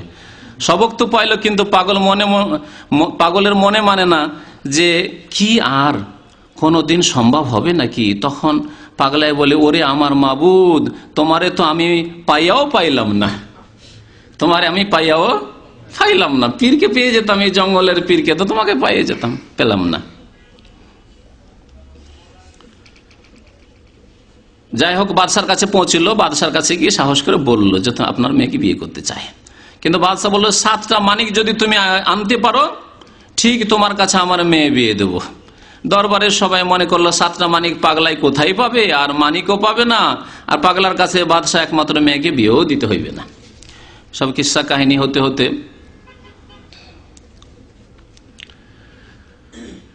পাগলায় ডাকে, মাওলা রে, আর পানি সেচে। মাওলা তো চেয়ে আছেন, দেখেন যে পাগলা আর মাওলায় ছাড়েন না, পানি সেচে এখন ওই মানিক তলাশ করছে পানির তলায়, আর পারে না। মাওলা সামদেশের কুতুবকে বললেন, যাও যাও, পাগলার মকসুদ পুরা করে দাও। সামদেশের কুতুব, কুতুব মানে এটাকে বারবারই বুঝিয়েছি, কুতুব মানে যে ব্যক্তি পৃথিবী ধারণ করে আছে, এমন আল্লাহর ওলি পীরে কামেল যে পৃথিবী ধারণ করে আছে। কুতুব যদি যায় আর কুতুব যদি পৃথিবীকে ধরে না থাকে, তো পৃথিবীর সাথে সাথে ভাঙচুরে ধ্বংস হয়ে যাবে, একবারে 7 আসমান সব ধ্বংস হয়ে যাবে। কুতুব, সামদেশের কুতুব। এই সামদেশের কুতুবকে ওই জঙ্গলের পীর বলছে। সামদেশের পাগলের বেশে এসে বলেন, হে পাগলা, তুমি কি করো? পাগলে বলে, আমি যে পীরের কাছে মুরিদ হইয়াছি মাওলাকে পাওয়ার জন্য। পীর বলেছেন বাদশার মেয়ে বিয়ে করতে, বাদশা চেয়েছে 7টা মানিক, আমি সমুদ্র সেচবো, তারপর মানিক উঠাবো। সমুদ্রের পানি সেচে। জি, এখন শুনে সমুদ্রের পানির অবস্থা কি হচ্ছে। তারপর বাদশার মেয়ে বিয়ে করব, তারপর পীরে আমারে মাওলার সঙ্গে মিলিয়ে দেবেন। সামদেশের কুতুব বলেন, আরে পাগল, সমুদ্রের পানি কোনো মানুষের সেচতে পারে নাকি? পাগলাই বলে, যাও যাও, তুমি যাও। পাগলা কিন্তু পাগল হয়ে গেছে বিয়ে করার জন্য আর মাওলাকে পাওয়ার জন্য। মাওলাকে পেতে হবে, ওই পীরের মুরিদ হইতে হবে। আমার পীরে বলেছেন, যার হিম্মত নাই তার কিম্মত নাই। তোর কাজ তুই করবি, মাওলার কাজ মাওলাই করবি। আমার তো এছাড়া শক্তি কিছু নাই, আমার হচ্ছে পানি ছেঁচা কাজ, আমি পানি ছেঁচছি, তাই আমার কাজ আমি করব, মাওলার কাজ মাওলাই করবেন। যদি না পারি তবুও তো মাওলাই দেখবেন। দেখছেন, মাওলাকে পাওয়ার জন্য আমি এই কাজ করছি। সামদেশের কুতুব বললেন যে, পাগলা, আমিও তোর সঙ্গে পানি সেচবো। পাগলা বলে, এই বলছো ভালো কথা, দুইজনে সেচলে একটু তাড়াতাড়ি হবে। বাবা সামদেশের কুতুব জাহিরি হাতখানা শোনেন না। সামদেশের কুতুব কি করলেন? ওই যে এসে কথা বলছেন। সামদেশের কুতুব জাহিরি হাতখানা পানির নিচে দিলেন, আর বাতেনি হাতখানা, মাশাআল্লাহ, বাতেনি হাত আছে। শুধু বাতেনি ধর্ম নেই, বাতেনি ধর্ম তো ইহুদিদের কাছ থেকে এসছে আব্দুল্লাহ বিন সাবার মাধ্যমে, হ্যাঁ, আর ঢুকেছে ওই আপনার রাফেজি, বাতেনি, ইসমাইলি এসব ফিরকার মধ্যে, আর তাদের থেকে এসছে এই সুফিবাদের মধ্যে। আর হাতও আবার জাহিরি আর বাতেনি আছে। বাতেনি হাতখানা উঠাইয়ে পাগলারে বললেন, রে পাগলা, দেখ মানিক, দেখ চাদর পাত এখন মানিক নিবি। তো সাথে সাথে পানি সেচতে আর সময় লাগলো না বেশি। পাগলায় বলে, ভাই, আমি এতদিন পানি সেচলাম, আমি একটা মানিক পাইলাম না, আপনি হাত দিয়েই কোথায় মানিক পাইলেন? কুতুব বললেন, তাতে তোর কি দরকার? তোর দরকার মানিকের। পাগলায় বলে, হ্যাঁ হুজুর, ঠিকই বলেছেন। পাগলাই গুনে দেখে মানিক একটা দুইটা নয়, 40টা পেয়ে গেছে। 40টা হয়ে গেছে। 7টা চেয়েছে বিয়ে করার জন্য। পাগলা বলে, হুজুর আর লাগবে না, বাদশা চাইছে 7টা, আপনি দিলেন 40টা। আপনি দিলেন 40টা মানিক সমুদ্রের তলা থেকে, বাতেনি হাত দিয়ে উঠিয়ে সাথে সাথে মানিক। পাগলা এক দৌড়ে বাদশার দরবারে গিয়ে হাজির। বাদশার সম্মুখে হাজির হয়ে পাগলা বলে, বাদশাহ, এই নিন আপনার মানিক, আপনি চেয়েছিলেন 7টা, আমি এনেছি 40টা, এবার আমার সঙ্গে আপনার মেয়ে তাড়াতাড়ি বিয়ে দেন। বাদশাহ ওয়াদা করেছেন মানিক আনতে পারলে মেয়েকে তার সাথে বিয়ে দিয়ে। বাদশাহ এখন বিপদে পড়ে গেলেন। যাই হোক, শেষ পর্যন্ত বাদশাকে বিয়ে দিতেই হলো, উপায় তো নেই, ওয়াদা করে ফেলেছে, বিয়ে দিতে হলো। বলছে যে মেয়েটি ধর্ম সম্পর্কে ভালো জ্ঞান রাখতো। সে জিজ্ঞাসা করে, আব্বা, এই লোকটি কি মাথা খারাপ পাগল না আল্লাহর পাগল? সেও বুঝে, তরিকত মারিফত বুঝে। বাদশাহ বলেন, মা, এত মাথা খারাপ পাগল নয়, এ তো মাথা খারাপ পাগল নয়, এর পশমে পশমে আল্লাহ জিকির হচ্ছে, পশমে আল্লাহর জিকির হচ্ছে। জি, আল্লাহ নবীর পশমে পশমে আল্লাহর জিকির হইতো? কোন সিরাতের কিতাবে নবীর জীবনী সহি কিতাব পাবেন? কোন হাদিসে সে হাসিব তার হাদিস খুলে দেখুন তো, নবীর জীবনী সামাইলে তিরমিজি রয়েছে, বুখারীতে নবী সাল্লাল্লাহু আলাইহি ওয়াসাল্লামের গুণাবলী বর্ণনা করা হয়েছে, আলামতে নবুয়তের অধ্যায় রয়েছে, খুঁজে দেখুন তো দেখি কোথাও আছে সাহাবায়ে কেরাম। হ্যাঁ, নবীর সাথে তো কাউকে তুলনা করা যায় না, যদি সাহাবায়ে কেরামের সাথেও তো তুলনা করা যায় না। আবু বকর, ওমর, উসমান, আলী, তাদের পশমে পশমে জিকির হইতো, সব আছে। ওমাই ইয়াবতাগি গায়রাল ইসলামি দীনান, ইসলাম ছাড়া, সাহাবায়ে কেরামের পথ ছাড়া অন্য রাস্তায় যে দিন তলাশ করবে, ফালা ইউকবাল মিন, আল্লাহ কখনো কবুল করবেন না। ওয়া ফিল আখিরাতে মিনাল খাসিরিন, ক্ষতিগ্রস্ত হবে, আর হাউজে কাউসার থেকে তাড়িয়ে দিয়ে জাহান্নামে ঠেলে দেওয়া হবে। তারপরে ওই মেয়েও রাজি হয়ে গেল, যখন সে আল্লাহর পাগল, আমি তাকে বিয়ে করব, সেই পাগলকে বিয়ে করব।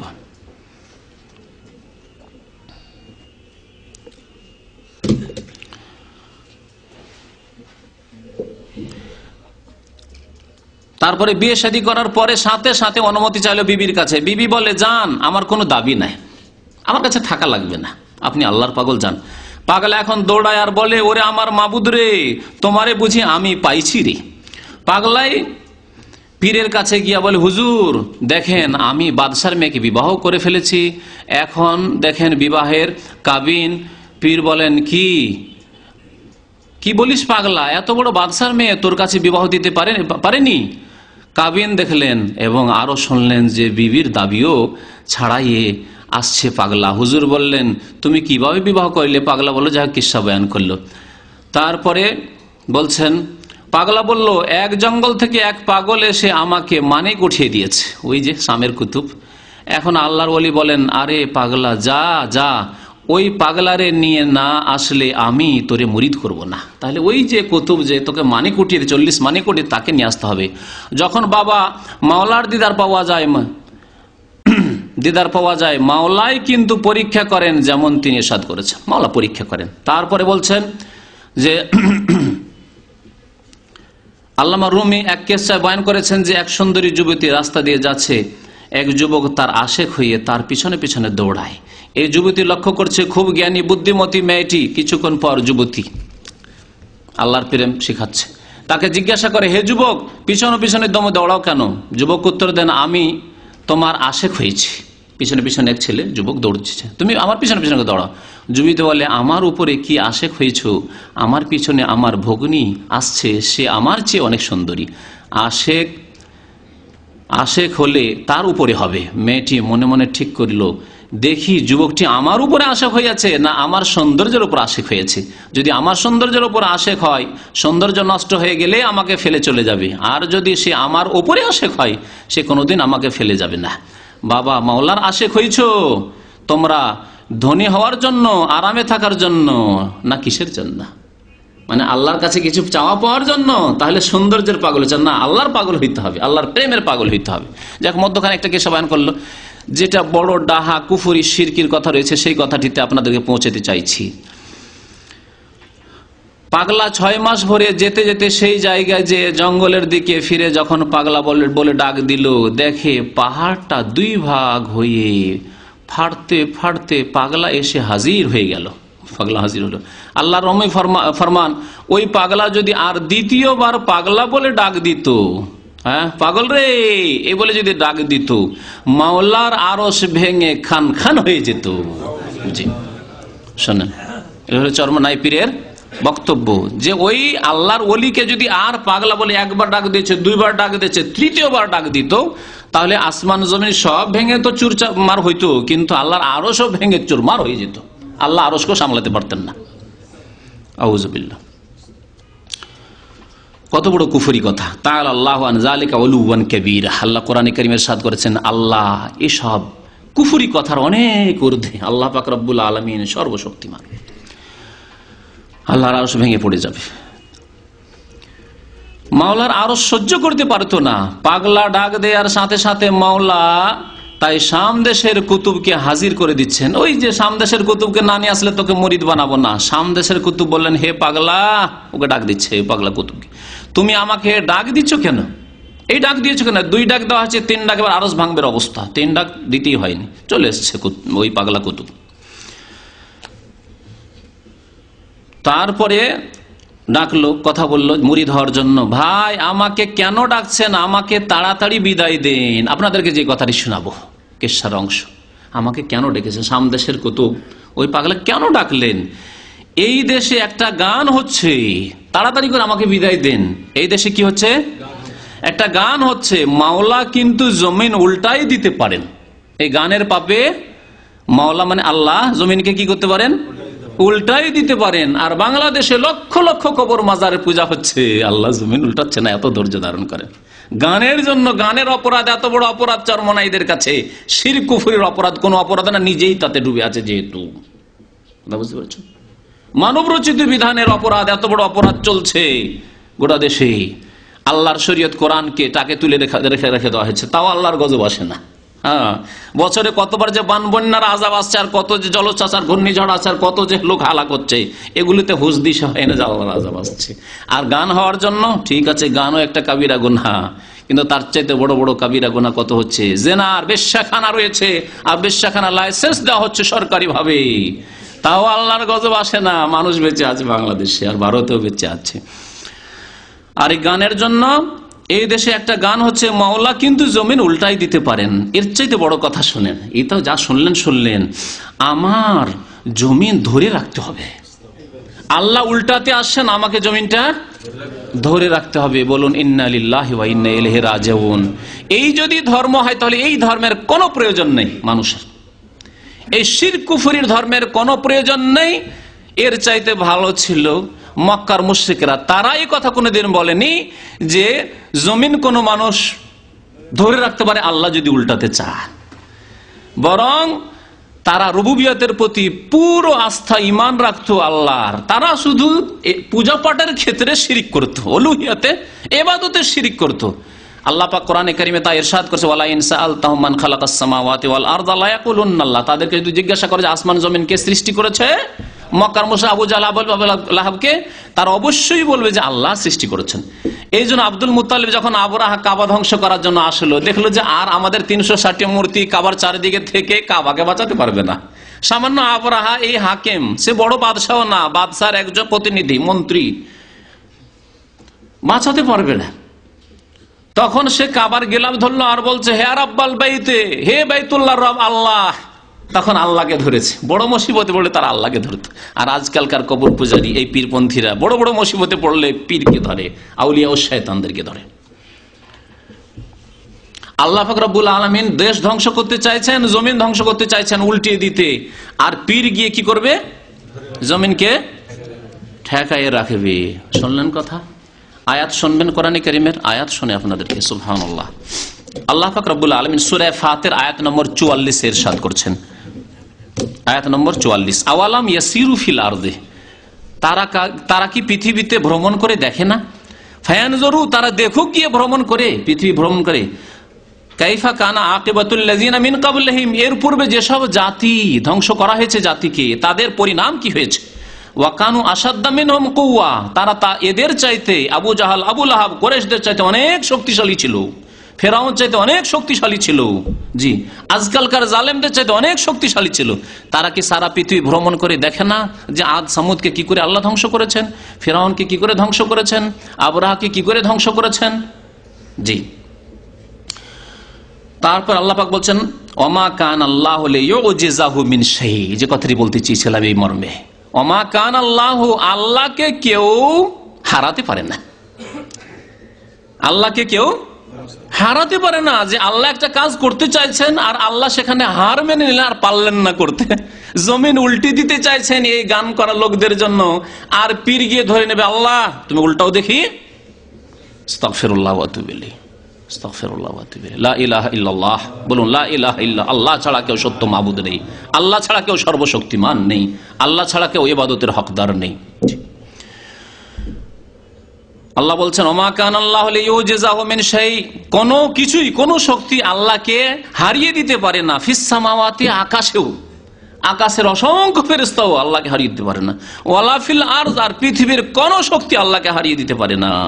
ইন্নাহু কানা আলিমান কাদিরা, নিশ্চয় আল্লাহ সবকিছুই জানেন এবং তিনি সর্বশক্তিমান। কত বড় কুফরি কথা। এরপরে কি ইমান থাকবে? আপনাদেরকে জিজ্ঞাসা করি, কেউ যদি বলে যে আল্লাহ জমিন উল্টে দিয়ে হালাক করতে চাইছেন ভারতকে, বাংলাদেশকে, আমেরিকাকে, আর কোন আল্লাহর কুতুব যদি শামের কুতুবে, যদি এক দেশের কুতুব, সামান্য শাম দেশের কুতুব কিন্তু এই পাগলা, এই শাম দেশের কুতুবে যদি আমেরিকাকে বাঁচিয়ে দিতে পারে বা শাম দেশকে বাঁচিয়ে দিতে পারে, তাহলে গাঙ্গুহি কুতুব যে ভারতের অত বড় বিশাল ভারতের কুতুব, গাঙ্গুহিকে কুতুব বলেছে বহুবার এখানে। আচ্ছা, খাজা মঈনুদ্দিন চিশতির মতো কুতুব, তারপরে আব্দুল কাদের জিলানী, গৌসের মর্যাদা তাদের কাছে কুতুবের উপরে, সারা পৃথিবীর গৌসে একমাত্র একজন মহান উদ্ধারকারী। তাহলে আল্লাহ পাক রব্বুল আলামিন একেবারে তাদের কাছে অসহায়, অসহায় আল্লাহ পাক রব্বুল আলামিন। এই আকীদা যদি থাকে কারো, আর এই আকীদা লিখে যদি মারা যায়, তার মুক্তির আশা করা যেতে পারে? সে কি ইমানের অবস্থায় মারা গেছে না কুফরের অবস্থায় মারা গেছে? আপনারাই বিচার করুন, আমি কোনো ফতোয়া দিচ্ছি না। কি অবস্থায় মারা গেছে এই কথা লিখে বলে ওয়াজ করে বক্তব্য করে তা আপনারাই বিচার করবেন।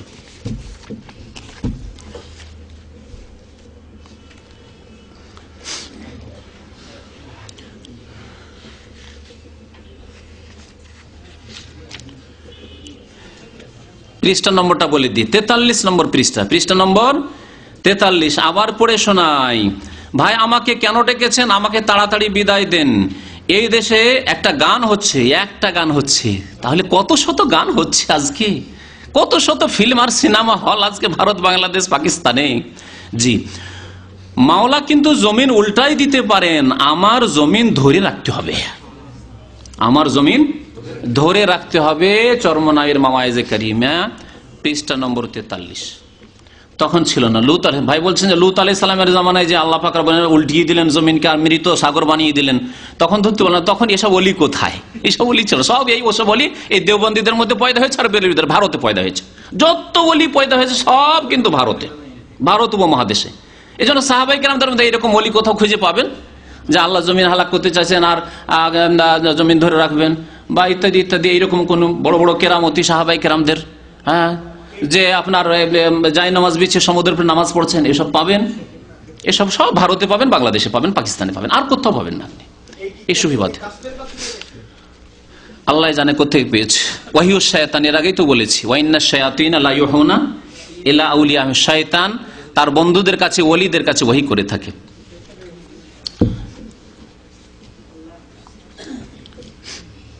পৃষ্ঠা নম্বর 44-45।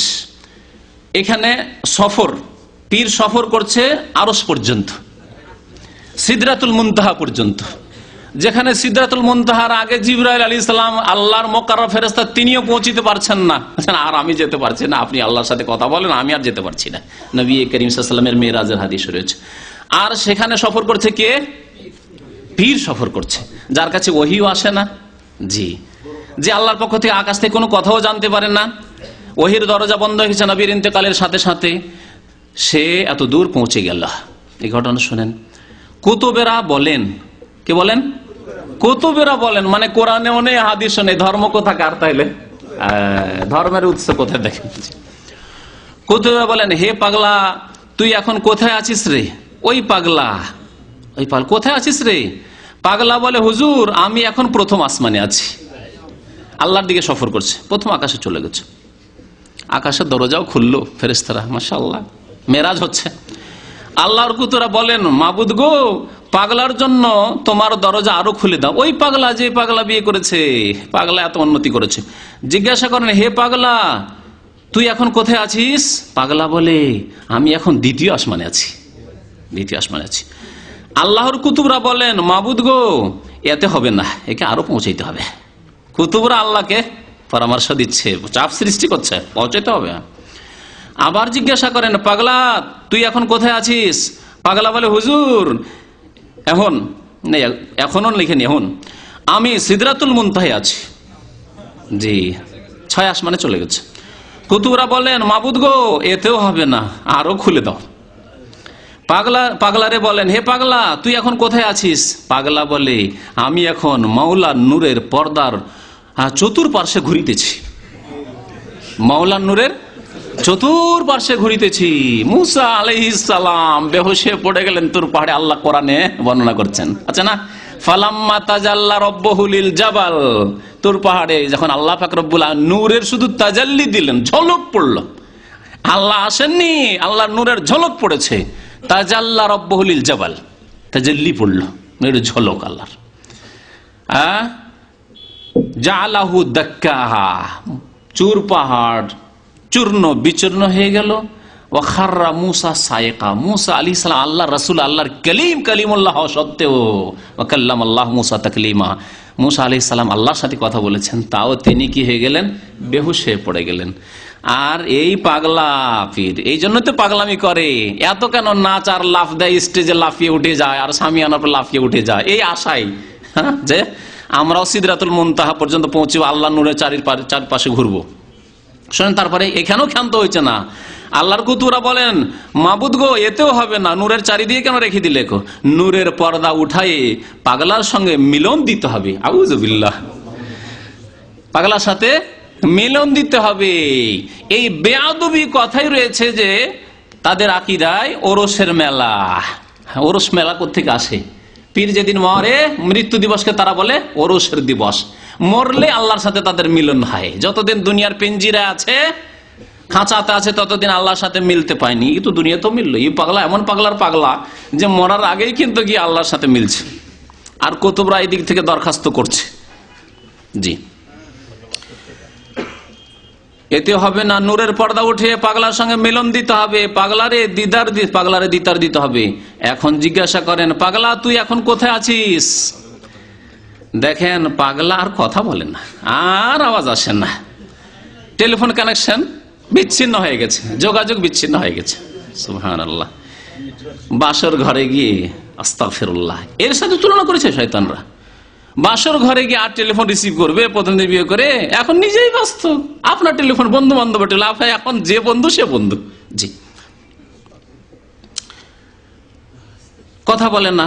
যখন মাওলার সঙ্গে পাগলা মিলে গেছে, এখন তো আর পাগলার দুনিয়াতে কিছু নাই। শোনেন, তারপরে এই কেসটা শেষ হলো। এখন গাঙ্গোহী কুতুবের কথা শোনেন। যখন গাঙ্গোহী মাওলার সঙ্গে মিলতে যেতেন, 360টা জোড়া আলাদা হয়ে যেত। শরীরে 360টা অঙ্গ আলাদা আলাদা হয়ে যেত, বিচ্ছিন্ন হয়ে। ঘরে বসে জিকির করছেন, ছিন্ন ভিন্ন হয়ে। মাথা কোথাও পড়ে আছে, 360টা করলে মাথা কত কয়েক ভাগ করতে হয়। মগজ আলাদা হয়ে পড়ে আছে, খুলি হাড্ডিটা আলাদা হয়ে পড়ে আছে, হাত আলাদা হয়ে পড়ে আছে, আবার হাতের বাহু আলাদা হয়ে পড়ে আছে, পায়ের যে আঙ্গুল আলাদা হয়ে পড়ে আছে, হাড় হাড্ডি সব একবারে ছড়িয়ে ছিটিয়ে আছে একবারে এইরকম হয়ে। অরুচিকর অবস্থা। বলুন, যদি কোনো লাশ এরকম পড়ে থাকে, কি অবস্থা, অরুচিকর অবস্থা। এদের জিকির আজকার, শয়তানের জিকির আজকার এমন যে এরা একবার অরুচিকর অবস্থায় পড়ে থাকে। জি জি, শোনেন, তারপর 360টা জোড়া আলাদা হয়ে যেত। তখন তার আর কোনো অস্তিত্ব থাকতো না, আর রশিদ আহমদ গাঙ্গোহীর কোনো অস্তিত্বই থাকতো না। তখন আল্লাহতে তিনি ফানা হয়ে যেতেন। যখন পাগলা মাওলার সঙ্গে মিলে গেছে, তখন তো পাগলার কোনো খেয়াল নেই। তখন পাগলার জন্য কুতুবরা দোয়া করেন, মাবুদ গো, পাগলার বিবি চেয়ে আছে, শুধু পাগলাকে কেন নিয়ে গেলে তুমি মিলতে? ওর বিবি যে একা থেকে গেল, যে সব দাবি দাওয়া ছেড়ে দিয়েছে। এখন বিবির জন্য দরখাস্ত শুরু হলো। বাদশাহ বোধ হয় ইন্তেকাল করেছে, বাদশাহ মারা গেছে, মেয়ে একা আছে, আর একা মেয়ে ছিল সে। সংসারের অবস্থা কাহিল, মাওলা তুমি ওরে ছেড়ে দাও, ওরে দুনিয়া ও আখেরাতের বাদশাহ বানিয়ে দাও। হয় ছেড়ে দাও, নয় নিয়ে যাও। দুনিয়া আখেরাতের বাদশাহ বানিয়ে দাও। আখেরাতের বাদশাহ কেউ হইতে পারে? এর আগে আমি আয়াত পড়েছি, লিমানিল মুলকুল ইয়াউমিল্লাহিল ওয়াহিদুল কাহ্হার। একমাত্র আল্লাহ পাক এক ও একক, যিনি সর্বজয়ী, তারই বাদশাহী থাকবে আখেরাতে। দোয়া করছে, দুনিয়া এবং আখেরাতের বাদশাহ বানিয়ে দাও। এই দোয়া শিরকি দোয়া নয়, কোন লোকের জন্য দোয়া করেন, কোন নবী দোয়া করেছেন এইরকম? সবচেয়ে বড় বাদশাহীর দোয়া করেছেন সুলাইমান আলাইহিস সালাম। তিনি কি দোয়া করেছেন? রব্বিগফিরলি, আল্লাহ আমাকে মাফ করে দাও। কোরআনে এই দোয়া উল্লেখ করা হয়েছে। ওয়াহাবলি মুলকান, আমাকে এমন বাদশাহী দাও, রাজত্ব দাও, লা ইয়ামবাগি লিআহাদিন মিন বাদি, আমার পরে আর কেউ যেন না পায়। তাকে কি বাদশাহী দেওয়া হয়েছিল? পাখির ভাষা বুঝতে পারতেন, জানোয়ার পশু পাখির ভাষা বুঝতে পারতেন, আপনার বাঘের ভাষা বুঝতে পারতেন, হুদহুদ পাখি এসে সংবাদ দিচ্ছে, কথা বলছেন ইত্যাদি। জিনের উপর তার ক্ষমতা ছিল, এসব দিয়েছেন। কিন্তু আখেরাতের বাদশাহ, হাসরের মাঠের বাদশাহ সুলাইমানকেও আল্লাহ বানাননি এই দোয়া সত্ত্বেও, তাই না? আর তিনি বলছেন লা ইয়ামবাগি লিআহাদিন মিন বাদি, আমার পরে যেন আমার মতো বাদশাহী আর কেউ না পাই। তাহলে এই ভণ্ড পীরেরা যদি এই দাবি করে কমের পক্ষে যে আমরা পাখির ভাষা বুঝি, বাঘের ভাষা বুঝি, তাও মিথ্যুক, তারা ঠিক নয়, ঠিক না, তাও ইসলাম বিরোধী কথা। তাহলে এই যে দুয়া তাদের দুনিয়া এবং আখেরাতের বাদশা বানিয়ে দাও, পাগলার হুশ আসলো, এখন হুশ আসলো আল্লাহর সাথে মিলার পরে। তখন তারা বলেন, যা যা পাগলা, তোর শ্বশুর ইন্তেকাল করেছেন, যা তোর বিবি চেয়ে আছে, তোর শাশুড়ি চেয়ে আছে, মাওলা তোরে কবুল করেছেন, তোরে মাওলা দুনিয়া আখেরাতের বাদশা বানিয়ে দিয়েছেন, দুনিয়া আখেরাতের বাদশা। এই যদি শিরকি কুফরি ধারণা থাকে, তাহলে যার সম্পর্কে ভাববেন যে পীরে কামেল দুনিয়া আখেরাতের বাদশা চরমনাইর পীর ফজলুল করিম বা ইসহাক বা ইব্রাহিম বা রশিদ আহমদ গাঙ্গোহী, কেন তার পিছনে পিছনে জনসাধারণ জাহেল মূর্খরা ছুটবেন যে বাপরে আখেরাতের বাদশা, একে ধরলেই তো জান্নাত। এই হয়েছে অবস্থা। ভারত, বাংলাদেশ, পাকিস্তানের পীরতন্ত্রের অবস্থা হচ্ছে।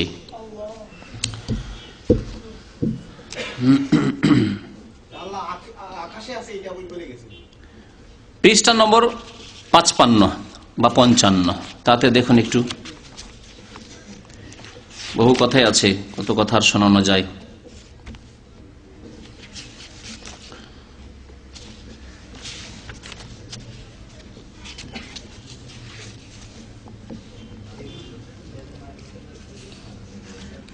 পঞ্চান্ন পৃষ্ঠায় কি লেখা আছে শোনেন। দেখা যায় জিকির আজকারের দ্বারা আপনার নামাজের কলব ঠিক হবে, মোরাকাবা ঠিক হবে, আর তালিমের দ্বারা আপনার নামাজের শরীয়ত ঠিক হবে, নামাজের শরীর ঠিক হবে। তারপরে বলছে মাসলা মাসাইল শিক্ষা করতে পারলে, শোনেন, চরমনাইর আল্লাহর কুতুব কেমন, চরমনাই আল্লাহর কুতুব। তাহলে কুতুব শুধু ওই সামদেশে খুঁজতে হবে না, দেশে চরমনাইয়ের পীর আল্লাহর কুতুব। সুতরাং বাংলাদেশকে যদি আল্লাহ পাক কোনোদিন ধ্বংস করতে চান, আল্লাহ না করে এরকম হয়, তাহলে চরমনাইকে বলে রাখলে হইলো, বাবা চরমনাই কি বলা, আপনি একটু খেয়াল রাখেন বাংলাদেশের দিকে, এত বড় ঘূর্ণিঝড় এলো, টর্নেডো এলো, আর কত জলোচ্ছ্বাস এলো, এ বেখিয়াল কেন হয়ে গেল? কি এও কি পাগলা বেহোশ ছিল নাকি? হ্যাঁ, না না, ঘুমাসে না তো, আল হাইয়ুল কাইয়ুম, এরা মরেও মরে না। জি, সব মরে নাই, বেঁচেছে, যাক অল্প স্বল্পর উপরে গিয়েছে।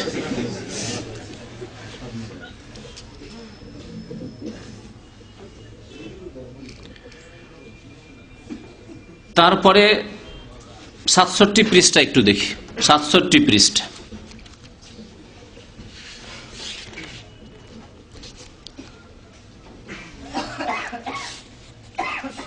বলছেন, বাবা যদি কিছু বুজরুগি চাও, যদি মাওলার কিছু নৈকট্য চাও, নিজেকে মিটিয়ে দাও, আমি কিছু না। বাবা নিজেকে মিটিয়ে দাও, বাবা আমি যে আলেম, আমি যে শিক্ষিত। আলেমদেরকে উপদেশ দিচ্ছেন, হাটহাজারি ফারেক, দেওবন্দ ফারেক, হ্যাঁ, আজিজুল হক সাহেব আর কামালউদ্দিন জাফরি আর দিলওয়ার হোসেন সাইদি, সমস্ত বাংলাদেশের আলেমদেরকে নসিহত করছেন। শুনেন ভালো করে কি নসিহত করছেন। হ্যাঁ, আমি যে আলেম, আমি যে শিক্ষিত, দেল থেকে ভুলে যেতে হবে আমি যে গুনাহগার, আমার চেয়ে গুনাহগার আর সারা জাহানে কেউ নেই। বাবা নিজেকে নিজে ভুলে যাও। এতদূর পর্যন্ত তো ঠিক ছিল, আরো শোনেন, মানে অহংকার করিও না, যদি এই অর্থে নেন তো ঠিক ছিল। যে আলেম, যে শিক্ষিত, যে কিতাব পড়ছো, যতই বই পুস্তক পড়েছো, সব আগুনে ফেলে দাও। যত বই পুস্তক পড়েছো সব আগুনে।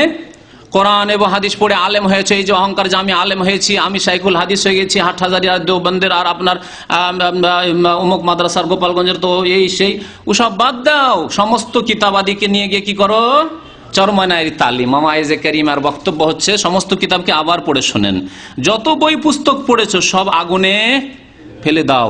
যেসব ডাক্তার, ইঞ্জিনিয়ার, অফিসার যারা চরমনাইয়ের ভক্ত হতে যান বিভ্রান্তির শিকার হয়ে, তাদেরকে উপদেশ দেওয়া হচ্ছে আপনাদের লাইব্রেরিতে, বাড়িতে যা বই পুস্তক আছে সব কি করেন, আগুন গিয়ে পুড়িয়ে দেন, আর নিরেট জাহেল মূর্খ হয়ে যান, আর কাফেরদের গোলামি করেন। সায়েন্স টেকনোলজিতে উন্নতি করে লাভ কি? ওই আপনার একটা সুচ নিতে হবে তবুও চায়না থেকে নিতে হবে, একটা টুপি নিতে হবে তবুও চায়না থেকে কিনতে হবে, এই অবস্থায় চলে আসেন। এই হচ্ছে পীরতন্ত্রের শিক্ষা। তাহলে পীরতন্ত্রের শিক্ষার শেষ নতিজা হচ্ছে, ফলাফল হচ্ছে যে না দুনিয়া না আখেরাত। আলেমদেরকে বলা হচ্ছে যে তোমরা আগুনে ফেলে দাও কিতাবাদি, জাহেল মূর্খ হয়ে যাও, দরকার নাই, শুধু এই আমাদের রাস্তা ধরো। আর ডাক্তার, ইঞ্জিনিয়ার, বৈজ্ঞানিকদের বলা হচ্ছে সমস্ত কিতাব পুড়িয়ে দাও, দিয়ে চলে আসো চরমনাইতে হাজির হয়ে যাও আল্লাহর কুতুবের কাছে। ওয়াহাদাতুল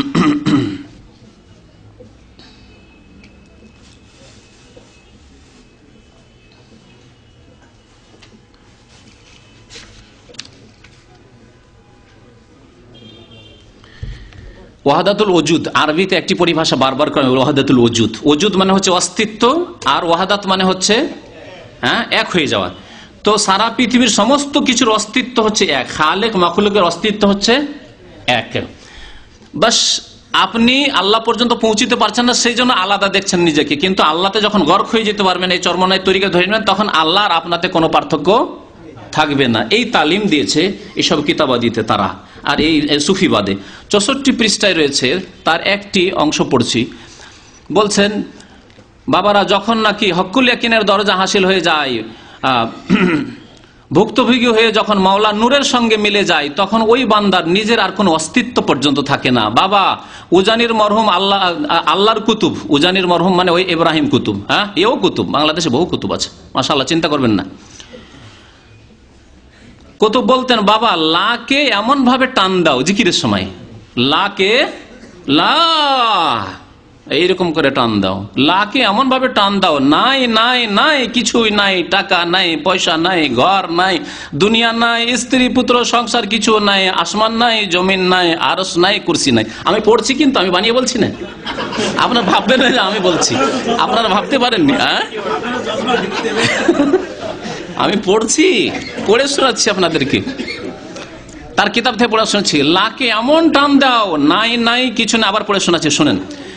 নাই টাকা নাই, পয়সা নাই, ঘর নাই, দুনিয়া নাই, স্ত্রী নাই, পুত্র নাই, সংসার নাই, কিছু নাই, আসমান নাই, জমিন নাই, আরশ নাই, কুরসি নাই, কিচ্ছু নাই। আচ্ছা এমন কি আমিও নাই, ওয়াহদাতুল ওজুদ। আমি কি? এমন কি আমি নাই, মানে আল্লাহতে একেবারে একাকার হয়ে গেছে, বিলীন হয়ে গেছে, নাই।